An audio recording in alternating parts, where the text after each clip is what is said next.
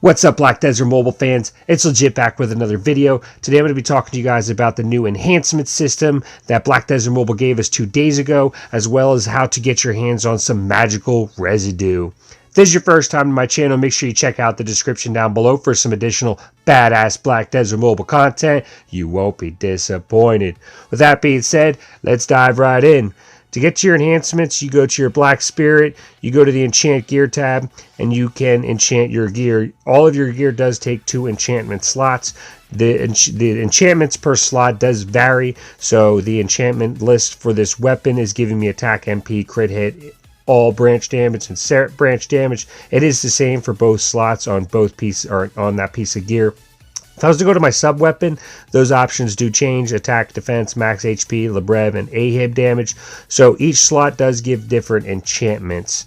I will talk about the best enchantment in my opinion to go for in each slot. Before we get into that, let's talk about how to get your hands on magical residue. There's 2 ways to get your hands on magical residue. The first way is by going to the shop. Go to Black Pearl items, and you can buy 100 magical residue per, or 5 per day for 100 black pearls.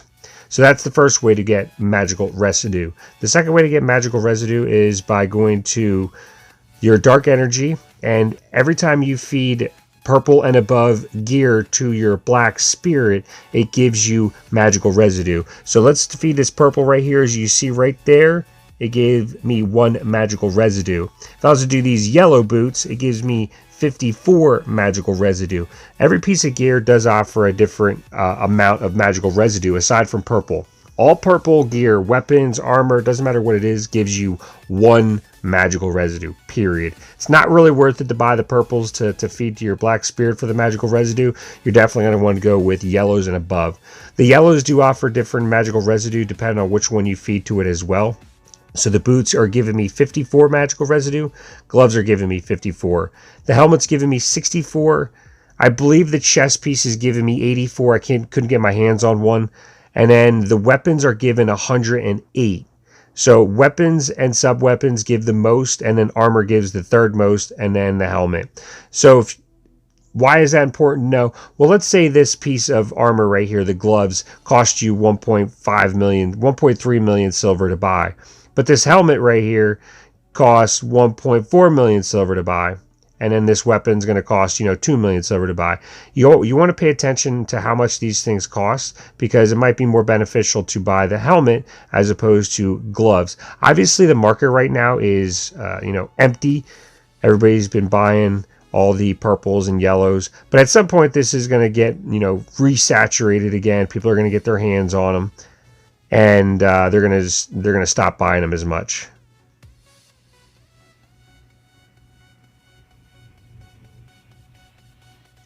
So there was a couple on the market I snagged there.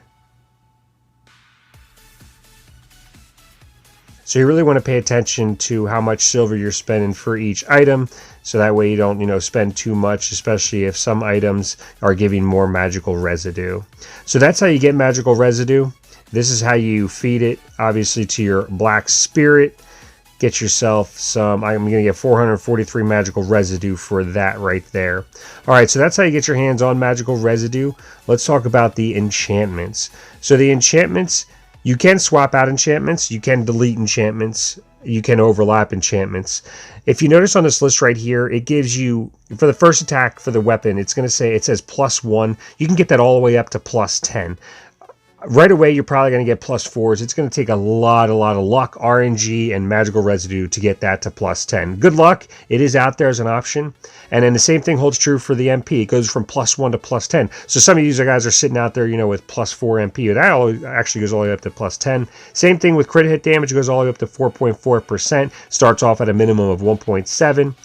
The branch damages are starting off at 1 and go all the way up to 2.35. So my crit hit damage I actually have on this weapon is 2.6. The max I could actually get on there is 4.4.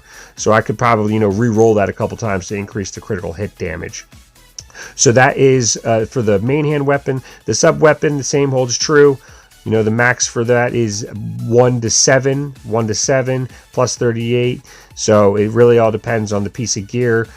So that's how you can understand what you want to go for as far as max enchants, because it does go all the way up to +10 for some of those attacks. My weapon, I got +3 and +4, and that goes all the way up to +7. So I could, re-roll those continuously until I get that to +5, 6, 7. Anything that's better, more combat power, obviously. Just you're using a lot of residue.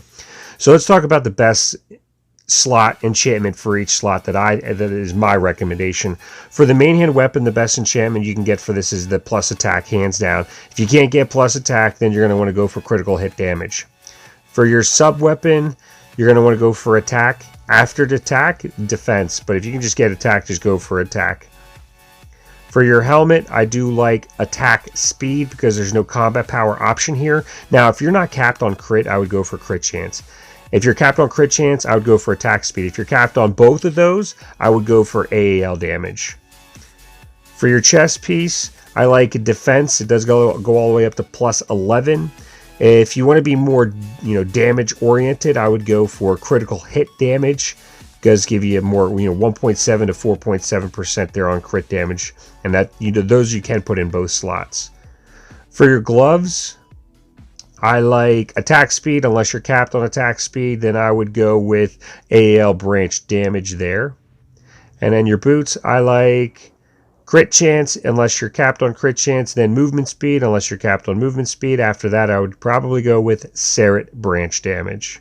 So that's the best options for each slot. We're gonna go ahead and roll a couple to see if I have any good RNG on my side here. Let's try that one. Oh, one other side note. Orange weapons and armor cost 100 magical residue to enchant. Yellows cost 60 magical residue to enchant. So we're going to go ahead and try to take this Ahib off of here. It does cost 100. See if we have any luck. I do get a +4 defense, so we'll keep it for now because it is combat power. And then we're gonna try. I really like these critical hit damages. I just really would like the combat power as well. Let's see what we get here.